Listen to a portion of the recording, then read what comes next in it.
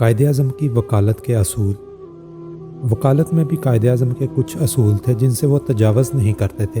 وہ جائز معاوضہ لیتے تھے۔ مثلا ایک تاجر ایک مقدمہ لے کر آیا۔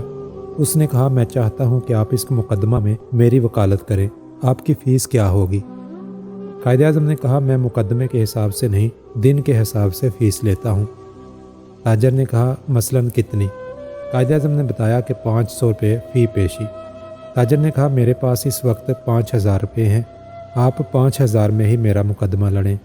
قائد اعظم نے کہا مجھے افسوس ہے کہ میں یہ مقدمہ نہیں لے سکتا، ہو سکتا ہے کہ یہ مقدمہ طول پکڑے اور یہ رقم ناکافی ہو، بہتر ہے کہ آپ کوئی اور وکیل کر لیں، کیونکہ میرا اصول ہے کہ میں فی پیشی ہی فیس لیتا ہوں۔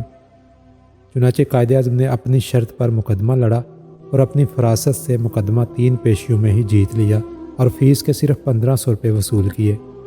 تاجر نے اس کامیابی کی خوشی میں پورے 5000 پیش کرنا چاہے تو قائد اعظم نے جواب دیا میں نے جو طے کیا تھا اپنا وہ حق لے لیا ہے، مجھے یہ کافی ہے۔